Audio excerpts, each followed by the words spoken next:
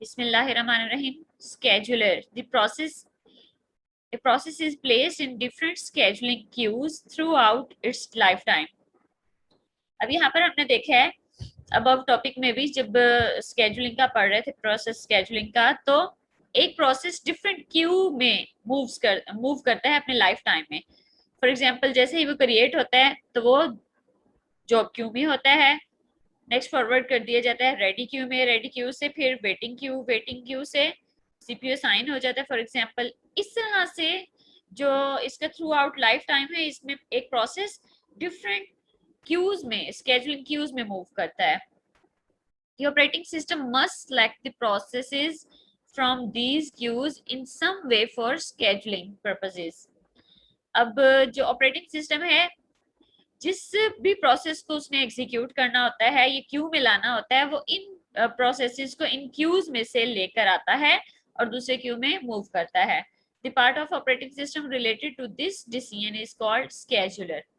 अब स्केड्यूलर क्या है, जो ये डिसाइड करेगा कि किस प्रोसेस को किस क्यू में लेकर आना है, ठीक है, वो स्केड्यूलर कहलाता है। और scheduler, this is the part of operating system. The algorithm used by scheduler is called scheduling algorithm. अब scheduler जो algorithm यूज करता है उसे scheduling algorithm कहते हैं, ठीक है। डिफरेंट एल्गोरिथम, स्केजुलिंग के एल्गोरिथम्स हम चैप्टर नंबर 4 में देखेंगे। तो ये था brief overview of scheduler. Scheduler क्या है, ऐसा कंपोनेंट है ऑपरेटिंग सिस्टम का जो ये डिसाइड करता है कि नेक्स्ट किस प्रोसेस को किस क्यू में लाना है, ठीक है, या नेक्स्ट किस प्रोसेस को सीपीयू अलॉट करना है, इसे हम स्केजुलर कहते हैं। स्केजुलर की हमारे पास डिफरेंट फॉर्म्स हैं, डिफरेंट काइंड्स हैं, डिफरेंट तरह के स्केजुलर्स डिफरेंट तरह के वर्क परफॉर्म करते हैं। तो उनमें सबसे पहले हमारे पास है लॉन्ग टर्म स्केजुलर, फिर शॉर्ट टर्म और फिर medium term. Long term scheduler, long term scheduler or job scheduler is used to select the job or user program from job queue to ready queue in main memory. अब जो long term scheduler है इसको हम job scheduler भी कहते हैं। अब देखिए यहाँ पर ये जो हमारे पास प्रोसेस माइग्रेशन था, इसमें जॉब क्यू और रेडी क्यू है, ठीक है। अब ऐसा स्केजुलर, ठीक है, ऐसे स्केजुलर जो जॉब को रेडी क्यू से मेन मेमोरी में लाता है, ठीक है, उसे हम कहते हैं जॉब क्यू से, सॉरी, रेडी क्यू में लाता है, इसे हम कहते हैं लॉन्ग टर्म। अब देखिए ये हमारे पास जॉब क्यू है, लेकिन इस क्यू से इस क्यू में मूव करना, यानी जॉब क्यू से रेडी क्यू में मूव करना का काम जो है लॉन्ग टर्म का है। जितने भी टास्क यहाँ मौजूद होंगे, ये यूजर के प्रोग्राम, ये जितनी भी जॉब्स यहाँ जॉब क्यू में मौजूद होंगी, उन सबको रेडी क्यू में प्लेस करना ये लॉन्ग टर्म स्केजुलर का काम है। आप इस फिगर में भी देखेंगे तो देखें, ये हमारे पास यहाँ पर इन्होंने चूंकि राइट नहीं किया हुआ, यहाँ पर आप लगा लें ये जॉब क्यू है। फॉर एग्जाम्पल यहाँ जॉब क्यू से रेडी क्यू में प्रोसेस को लेकर आना लॉन्ग टर्म का काम है, ठीक है। The job becomes the process after it has been added to the ready queue in the memory. अब जॉब क्यू हमने देखा था कि हमारे पास सेकेंडरी मेमोरी में है, ठीक है, और रेडी क्यू हमारे पास मेन मेमोरी में है। तो जब जॉब क्यू से रेडी क्यू में लाया जाता है तो वो जॉब नहीं रहता, प्रोसेस बन जाता है, ठीक है। The long term scheduler controls the number of the processes in the memory, also known as degree of multiprogramming. अब जो लॉन्ग टर्म प्रोसेस है, लॉन्ग टर्म सॉरी स्केजुलर है, इसका क्या काम है कि मेन मेमोरी के अंदर नंबर ऑफ द प्रोसेसेस को कंट्रोल करना। अब इसे हम डिग्री ऑफ मल्टीप्रोग्रामिंग भी कहते हैं। डिग्री ऑफ मल्टीप्रोग्रामिंग क्या है कि जितने भी प्रोसेसेस हैं उनको मेन मेमोरी में किस तरह से आप कंट्रोल करते हैं, इस टेक्निक को डिग्री ऑफ मल्टीप्रोग्रामिंग कहते हैं। तो ये जो टेक्निक है वो कौन थोरोली कंप्लीट कर रहा होता है, long term scheduler. The system may slow down if too many processes are loaded into the memory. अब देखें, जॉब क्यू से रेडी क्यू में प्रोसेस को लाना, अगर बहुत ज्यादा आप मेन मेमोरी में प्रोसेसेस ले आएंगे तो उससे क्या होगा कि जो सिस्टम है स्लो हो जाएगा। इसी तरह से अगर बहुत कम लेकर आएंगे तो क्या होगा कि सिस्टम आइडल रह जाएगा, ठीक है, यानी यूटिलाइज नहीं होगा एफिशिएंट वे में। The system may slow down if too many processes are loaded into the memory. System बहुत स्लो हो जाएगा अगर मेन मेमोरी में अगर बहुत ज्यादा प्रोसेसेस को लोड करा दिया जाए, यानी लॉन्ग टर्म स्केजुलर अगर बहुत ज्यादा प्रोसेसेस को मेन मेमोरी में लोड करा देता है तो उसकी वजह से सिस्टम पूरा स्लो डाउन होता है। However, too few processes in the memory means that the system is not being utilized efficiently.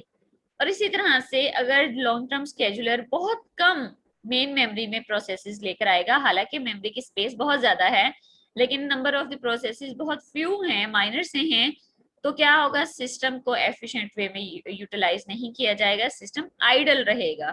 ठीक है, दोनों ही बैड टेक्निक है। ठीक है, ना ही इतने ज्यादा लेकर आने हैं मेन मेमोरी में या रेडी क्यू में प्रोसेसेस को, ना ही बहुत कम लेकर आने, नॉमिनल लाने हैं। ठीक है, according to the main memory, according to the main memory space लेकर आने हैं। ठीक है, the average rate of process creation must be equal to the average departure rate of the processes leaving the system if degree of multiprogramming is stable. अगर degree of multiple programming को आप stable रखना चाहते हैं तो इसका क्या मतलब है, जितने number of the processes main memory से जा रहे हैं उतने ही number of the processes main memory में आने चाहिए। ठीक है, यानी रेडी क्यू से जितने एग्जिट हो रहे हैं प्रोसेसेस उतने ही नंबर ऑफ द प्रोसेसेस को रेडी क्यू में एडमिट भी करना है। ठीक है, तो ये तो इस तरह से अगर किया जाए कि जितने जा रहे हैं, जितने प्रोसेसेस एग्जिट हो रहे हैं उतने ही एंटर हो रहे हैं, तो इसे कहते हैं स्टेबल मल्टी प्रोग्रामिंग। ठीक है, stable degree of multi programming.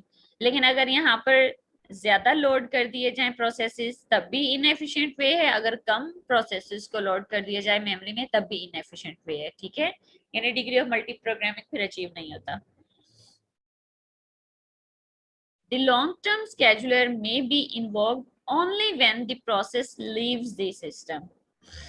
Sorry. अब जो लॉन्ग टर्म स्केजुलर है ये कब कब इन्वोक होता है, जैसे ही कोई प्रोसेस सिस्टम को लीव कर जाता है।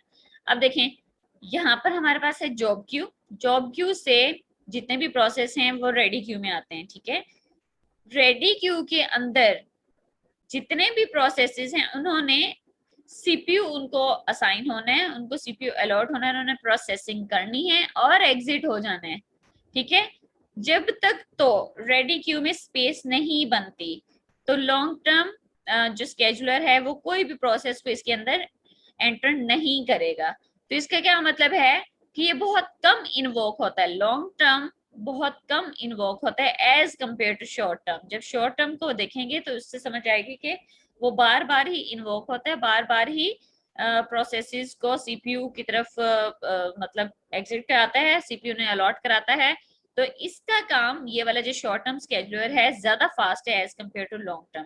तो लॉन्ग टर्म स्केजुलर जो है उसका काम सिर्फ क्या है कि मेन मेमोरी में प्रोसेसेस को लोड करवाना है, यानी सेकेंडरी से उठाना है, ये जॉब क्यू से उठाना है और रेडी क्यू में प्लेस कर देना है, मेन मेमोरी में असाइन करवानी है। लेकिन मेन मेमोरी वाले प्रोसेस का क्या, मेन मेमोरी वाले जो स्केजुलर है उसका क्या टास्क है, उसका टास्क है कि सीपीयू असाइन करवाना है प्रोसेसेस को। ये वाला काम बहुत फ्रीक्वेंटली हो रहा है लेकिन ये वाला काम बहुत यानी लेस फ्रीक्वेंटली हो रहा है। तो लॉन्ग टर्म जो है कम इन्वोक होता है या less number of the time invoke होता है। It then decides the next process to be executed. जैसे कोई प्रोसेस इस क्यू को लीव करता है और यहाँ पर कोई स्पेस बन जाती है तो फिर ही जो लॉन्ग टर्म स्केजुलर है वो डिसाइड करता है कि कौन से प्रोसेस से एग्जीक्यूट होने।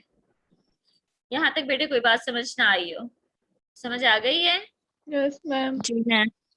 ठीक है, तो नेक्स्ट हमारे पास है, अब देखें लॉन्ग टर्म की, मैंने बताया ना यहाँ पर एक बना लीजिएगा जिस तरह से यहाँ ये जॉब क्यू बनी हुई है। ठीक है, तो ये जॉब क्यू यहाँ पर भी आपने बना लेनी है। जॉब क्यू से रेडी क्यू में प्रोसेसेस को लाना ये लॉन्ग टर्म का काम है। ठीक है, इसके बाद अब हम आते हैं शॉर्ट टर्म स्केजुलर पर। The short-term scheduler is known as CPU scheduler. Short term scheduler को हम सीपीयू स्केजुलर कहते हैं। अब देखिए लॉन्ग टर्म को हम कह रहे थे जॉब स्केजुलर, ठीक है, यानी जॉब क्यू से रेडी क्यू में लाएगा। लेकिन ये जो इसको हम कह रहे हैं सीपीयू स्केजुलर, इसका क्या मतलब है, रेडी क्यू से सीपीयू असाइन कराना है, ठीक है, रेडी क्यू से प्रोसेसेस लाने हैं और उनको सीपीयू असाइन कराना है, इसलिए इसका नेम है CPU scheduler. It selects the process from ready queue and allocates CPU to the process for execution. Yes, इसका क्या काम है, रेडी क्यू से प्रोसेसेस को उठाना और उन्हें सीपीयू अलॉट करना, ठीक है। अब जब सीपीयू अलॉट होगा किसी भी प्रोसेस को, वो अपनी एग्जीक्यूशन कंप्लीट करेगा, अपनी एग्जीक्यूशन कंप्लीट करेगा और एंड हो जाएगा। या अगर उसे किसी किस्म की आईओ ऑपरेशन के लिए वेट करना है तो वो वेटिंग क्यू में आ जाएगा, ठीक है। The short term scheduler is invoked very frequently. अब शॉर्ट टर्म देखें, वहां पर हमने लॉन्ग टर्म देखा था कि वो लेस फ्रीक्वेंटली इन्वोक होता है, लेकिन चूंकि ये सीपीयू के बिल्कुल पास मेन मेमोरी है और मेन मेमोरी से सारे प्रोसेसेस को सीपीयू एलोकेट करना है, तो ये काम बहुत फ्रीक्वेंटली हो रहा है, बार बार हो रहा है, ठीक है। प्रोसेस आ रहा है उसको सीपीयू असाइन हो रहा है, प्रोसेस फिर से आ रहा है उसको सीपीयू असाइन हो रहा है, थर्ड प्रोसेस आ रहा है उसको सीपीयू असाइन हो रहा है, इस तरह से फोर्थ आ रहा है, वन बाय वन प्रोसेसेस जाते जा रहे हैं और उनको जो शॉर्ट टर्म है उसका क्या काम है, उन्हें सीपीयू असाइन कराना। तो ये जो काम है बहुत फ्रीक्वेंटली हो रहा है, ठीक है, as compare to long term scheduler. तो शॉर्ट टर्म बार बार इन्वोक होता है, ठीक है, वेरी फ्रीक्वेंटली इन्वोक होता है और इसलिए इसे फास्ट होना चाहिए। The process is typically allocated the CPU for every short period of time. अब जितने भी प्रोसेसेस हैं हमने देखे उन्हें लिमिटेड या शॉर्ट टाइम के लिए सीपीयू अलॉट किया जाता है।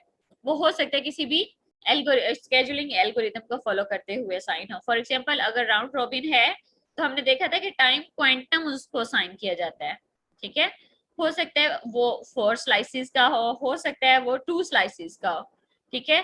तो जितने भी प्रोसेसेस आएंगे अब सीपीयू जिन्हें असाइन होना है वो बहुत short period of the time के लिए होता है।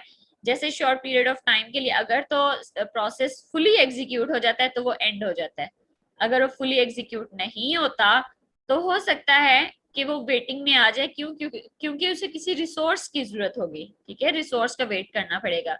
लेकिन अगर वो अपना टाइम स्लाइस अभी पूरी नहीं कर पाता, कोई हाई प्रायोरिटी थ्रेड आ जाता है तो दोबारा से रेडी क्यू में चला जाता है, ठीक है। तो ये हमने केसेस जो स्टेट चेंजिंग के थे, ये स्टेट ट्रांजिशन के थे, ये लास्ट लेक्चर में भी देखे हैं, इसमें भी सेम वही बात है। It is moved back to ready queue after the given time is over. जैसे ही प्रोसेस का सीपीयू टाइम जो उसको असाइन किया जाता है, टाइम क्वांटम असाइन किया जाता है, वो कंप्लीट हो जाता है तो वो रेडी क्यू से सॉरी उससे सीपीयू स्नैच कर लिया जाता है, क्योंकि उसका जो टाइम पीरियड है वो ओवर हो जाता है। It may be executed only a few millisecond, ठीक है। हो सकता है कि उसका जो टाइम है वो फ्यू मिली सेकेंड का था और उसने उस फ्यू मिली सेकेंड में अपना टास्क कंप्लीट कर लिया तो वो एंड हो जाएगा। अगर टास्क कंप्लीट नहीं कर सका तो हो सकता है वो रेडी क्यू में चला जाए या वेटिंग क्यू में आ जाए। The short-term scheduler makes scheduling decision much more frequently than the long-term and mid-term scheduler. ठीक है, अब जो short-term scheduler है वो उसने डिसाइड करना होता है कि किस प्रोसेस को सीपीयू पहले असाइन होना है, किस प्रोसेस को सीपीयू बाद में असाइन होना है। तो ये जो डिसीजन है उसे बहुत जल्दी लेना पड़ता है as compare to long term and medium term scheduler, ठीक है। यहाँ तो कोई बात समझ ना आई हो, शॉर्ट टर्म स्केजुलर बेटे समझ आ गया सबको? जी मैम आ गया।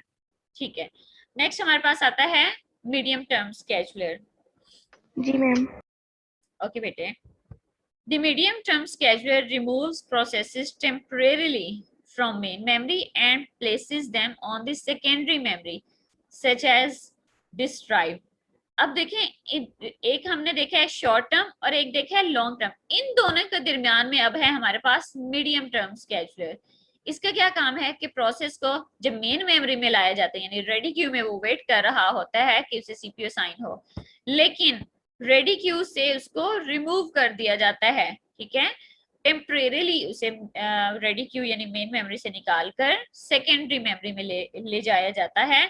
हो सकता है कि कोई इंटरप्ट अकर हो जाए, ठीक है, या कोई कर्नल लेवल थ्रेड आ जाए तो उसे पहले परफॉर्म करना होता है, इसलिए हो सकता है कि वो मेन मेमोरी से टेम्परेरीली रिमूव करके सेकेंडरी मेमोरी में यानी हार्ड ड्राइव में रख दिया जाए। तो ये जो काम है कि मेन मेमोरी से उसे स्वैप आउट करना और सेकेंडरी मेमोरी में हार्ड ड्राइव में स्वैप इन करना, ये काम है मीडियम टर्म स्केड्यूलर का। It moves it back to the main memory when required.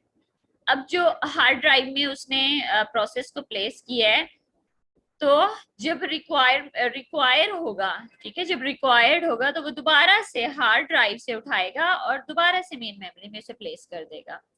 It is commonly known as swapping out and swapping in.